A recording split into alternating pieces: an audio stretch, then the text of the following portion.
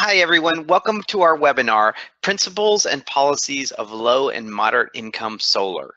This webinar is presented by the Clean Energy States Alliance, also known as CESA, as part of the U.S. Department of Energy Solar in Your Community Challenge. My name is Nate Hausman. I'm a project director here at CESA, and I will be moderating this webinar today. Today's webinar is one in a series of 8 individual presentations. These webinars are free and available to the public. They are particularly geared towards participants in the Solar in Your Community Challenge. For those of you who are participating in the Solar in Your Community Challenge, I want to let you know about an important resource we're offering, virtual office hours. All of our instructors for this webinar series will be made available for one-on-one consultations. To learn more about this and to schedule a consultation, you can contact the presenters directly using the email addresses you see on your screen. And with that, I'd like to introduce you to our presenter for today's webinar, Diana Chase. Diana Chase is a program associate for CESA, focusing primarily on solar energy. Diana graduated from the Vermont Law School with a Master's of Energy Regulation and Law. Diana has served on the Finance and Funding Subcommittee of the Vermont Public Service Department's Thermal Efficiency Task Force and on Drive Electric Vermont, a stakeholder group promoting and facilitating the adoption of electric vehicles. With that, I'll turn it over to you, Diana. Thank you, Nate. As Nate said, I'm Diana Chase, and I'm going to be talking about community solar for LMI customers and communities. Community solar and community solar for LMI customers in particular is something a lot of people in different states are talking about and working on. But so far, it's actually been done on any scale in very few states. Minnesota has probably the most advanced community solar program, and Colorado has probably done the most work on low-income community solar in particular. So first I'm going to talk about what is community solar, and then I'll talk about the reasons that community solar might work particularly well for LMI customers, as well as some of the barriers for LMI community solar. And then I'll briefly discuss some of the ways people are addressing those barriers and trying to make community solar accessible to LMI consumers. And then there will be a little time for questions at the end. Let me start by just defining community solar, because different people define the term differently. Here's how I define it. Community solar, also called shared solar, is a purchasing arrangement in which multiple customers share the electricity or the economic benefits of solar power from a single array. An array large enough to serve multiple customers is built in a single location, and individual customers sign up to own or lease parts of the array, or to purchase or be credited for some portion of the electricity generated by the array. Now, even within that definition, community solar can take a lot of different forms. In some cases, community solar is understood to mean a utility program in which customers can choose to pay extra for green power, much like a green pricing program. In other cases, community solar refers to a way for customers to pay less for electricity by leasing part of a privately owned array. So here are some questions you can think about with any community solar project. Who owns the array? Usually community solar arrays are owned either by a utility or by private developers, but in some cases they may be owned by nonprofits, by groups of customers, or by someone else. Who do customers interact with? This means, first of all, who recruits the customers and manages the subscriptions. This could be, again, a utility or a private developer, but it could also be an organization that specializes in managing subscriptions, or it could be a nonprofit or other community organization. The other part of this question is who handles the billing. Again, it could be a utility or a community organization or someone else. How do consumers pay for community solar? Generally, customers who buy community solar either pay for it all up front or else have a monthly payment for as long as their subscription lasts. Do customers benefit financially from community solar? Again, it varies. In cases where customers pay for community solar with a monthly subscription, they may be saving money from day one. In cases where they pay up front, they may save enough that after a certain amount of time, they've paid back their initial investment. There are also cases where customers expect to begin saving money eventually, depending on increases in utility retail rates. There may also be cases where customers have no expectation of ever saving money with community solar. What is the rate of compensation? Again, this varies. In some cases, community solar customers are compensated at the retail rate.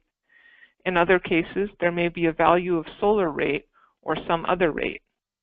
Also, in cases where the utility owns the array and handles the billing, the question of rate of compensation might not really apply. The compensation and subscription price are all folded together in a special rate. How easy is it to adjust the amount of the subscription or to cancel? Sometimes community solar programs allow customers to adjust the subscription or to cancel without penalty, and in other cases they don't. And how does it compare to rooftop solar? As I said, in some cases, in some states, community solar is really a variation on rooftop solar where the panels happen to be located somewhere else. In other cases, community solar is nothing like rooftop solar and is more like a utility green pricing program. So it seems in some ways like community solar should be a great solution for LMI customers. For one thing, you don't have to own a home. Renters can participate. And for renters or anyone else who's likely to move to a new home while subscribed to a community solar project, community solar subscriptions can often go with the subscriber to the new home. So you keep the benefits even if you're moving around to different homes and different apartments. For another thing, some homeowners can't put panels on their own roofs for structural reasons, like is often the case if you live in a mobile home or just an old house with a roof that's not in great condition. Community solar is available to those people too. Also, depending on how a community solar program is set up, it may be possible to sign up for just a small amount of solar, as little as 200 watts. That's different from rooftop solar, where it's not going to be worthwhile to put just 200 watts or 600 watts or 1 kilowatt on a roof. So if you're someone who only needs a little bit of solar, maybe because you just don't use very much electricity, community solar can work better than rooftop solar. However, there are also challenges to LMI community solar. Some of these are the same challenges confronting all low-income solar. For instance, credit issues. Many LMI people either have low credit scores or don't have credit scores at all, which means they don't qualify for things like solar leases, and they often don't qualify for community solar either. There's also a perception that solar is for rich people, which means a lot of LMI people may never have considered the possibility of getting solar. Also, of course, a lot of people have more pressing issues and more pressing priorities in their lives than getting solar. Another issue is that in some LMI communities, people are distrustful of outsiders, including solar companies who may come around promoting a solar program. And that may be because there's a history in that community of scam artists and other people trying to sell them something that's too good to be true. And also people may just be unfamiliar with solar, maybe because nobody they know has ever signed up for solar. There are also some issues that are more specific to LMI community solar. First is that in some places, community solar is a premium product or has a long payback period, and it can take a fair amount of work and creativity to adapt a program like that and make it work for low-income people. Another issue that's come up is that community solar developers don't have incentives to sign up low-income people. For a number of reasons, signing up low-income customers can be more work than signing up higher-income customers. For instance, in some places, a significant number of low-income people speak a language other than English. Or in some cases, low-income people don't have reliable phone service or internet access. And then once they're signed up, they may have higher turnover than higher-income people. And when programs are specifically designed to require low-income participation, they have higher costs for all of the reasons just discussed, as well as because of the need to verify the income of each subscriber. And all of that, incidentally, raises the issue of who should pay those costs.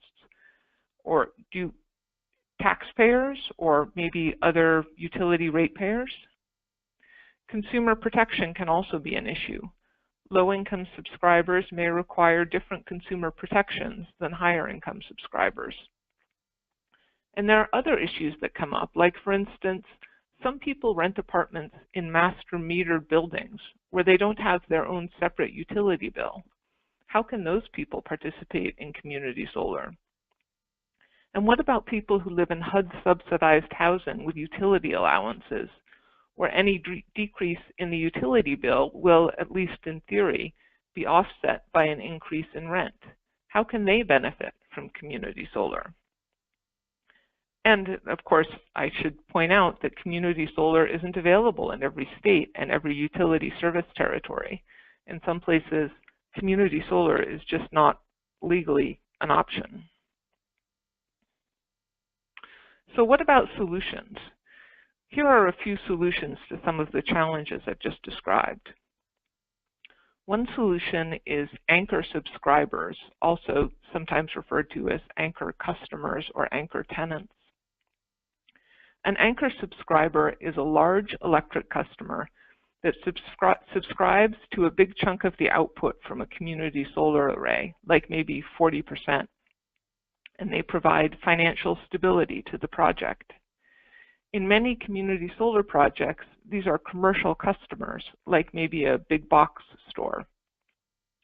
But sometimes in low-income community solar projects, these are community nonprofits like a church or a YMCA, or maybe the local government is the anchor subscriber, and they're participating specifically because they want to enable the low-income project. And sometimes these anchor subscribers agree to absorb each month any excess capacity from the project that becomes available because of customer turnover. And when they do that, they're sometimes referred to as backup subscribers.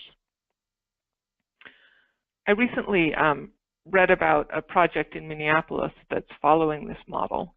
The city of Minneapolis is subscribing to part of the output from 2 community solar arrays, and another part of the output is designated for low-income subscribers.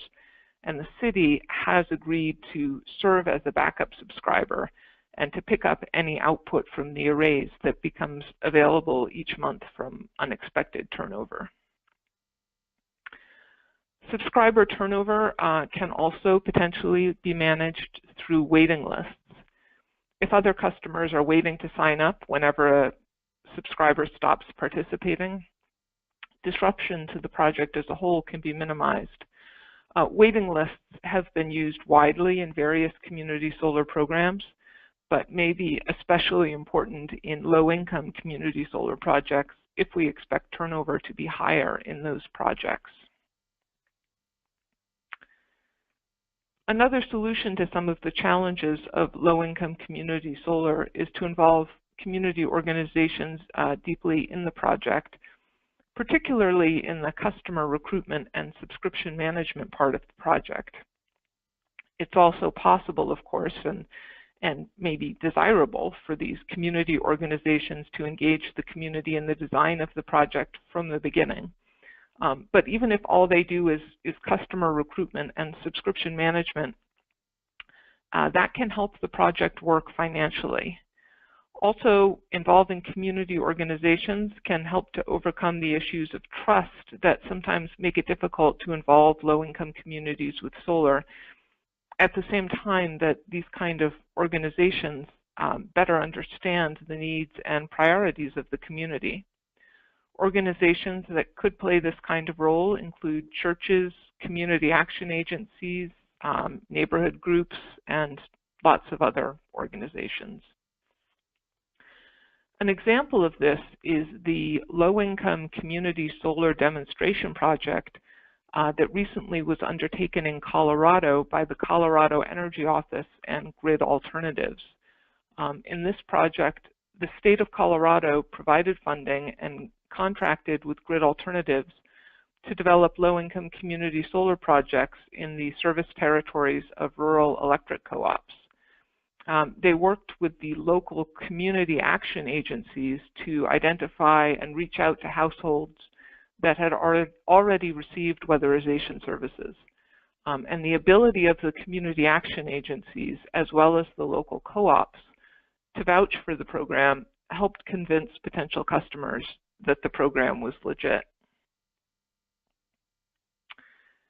And another solution specifically to credit issues that prevent LMI people from signing up for community solar is alternative underwriting.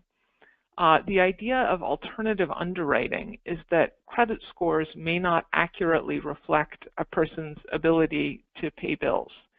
Alternative underwriting enables people with low credit scores or no credit scores to qualify for community solar based on other factors like their history of paying their electric bill. The difficult part of using alternative underwriting procedures is that whatever procedures you use have to be acceptable to whoever is financing the project. A traditional investor who's financing a project will want to limit their risk by relying on credit scores to screen participants. So there are people out there right now with pilot projects or demonstration projects trying to establish that these alternative underwriting procedures are as reliable as traditional credit checks. And finally, here I've just listed some resources people can check out about LMI community solar. We have a report from Lotus Engineering in Colorado about the 5% low-income carve-out for Colorado's community solar program. Then we have a report from CISA that Nate Hausman and I actually wrote about consumer protection for community solar. Then there are a couple of CISA webinars, and let me just point out that the CISA webinar about the low-income community solar demonstration project in Colorado, that's the same program I was just talking about, involving Grid Alternatives, working with the rural electric co-ops and the community action agencies. And that's a different thing, a different program than the 5% carve-out discussed in the first report. But they're both low-income community solar programs in Colorado. And then I've also included a report from the Interstate Renewable Energy Council, or IREC. I'll wrap up here so we can have some questions, but I'll just add that if anyone has a question that doesn't get answered today, and especially if you're part of a team participating in the Solar in Your Community Challenge, but also just in general, please feel free to follow up and send me an email. Great, thank you, Diana. Question, you talked about different ways that a community solar program can be set up in terms of ownership and management.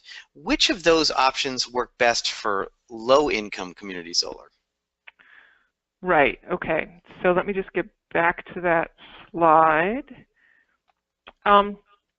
One answer to that question, what a lot of people are discovering or thinking, is that the best way to set up a low-income community solar program is to have the utility own the program. And that helps in a couple of ways. One is that most or all utilities already have special bill assistance programs for low-income customers. So they already know who the low-income customers are. They've already been through an income verification process with those customers. And so they're sort of 2 steps ahead in terms of signing up low-income people for community solar. And another advantage of having utility ownership is that that makes the billing very straightforward. Rather than having an electric bill from your utility and then a separate bill from the community solar developer, which is what you might have otherwise, when the utility owns the project, everything is combined in one bill, and that can help alleviate concerns about people not paying the developer for their participation in the project. But another way of thinking about it, another approach to this, is to say that really the best thing is for low-income community solar projects to be owned and managed by the community itself or by community organizations or institutions like some of the organizations I mentioned before, a church or some kind of civic association. And the benefit there, obviously, is that these are organizations that know the community and are, at least in theory, known and trusted in the community. And they can really work with the community and run the program, design and run the program in a way that meets the community's needs. And really, having said all that, maybe the best thing would be for a utility to partner with a community organization like that. But I think the answer might be a little different in every specific case.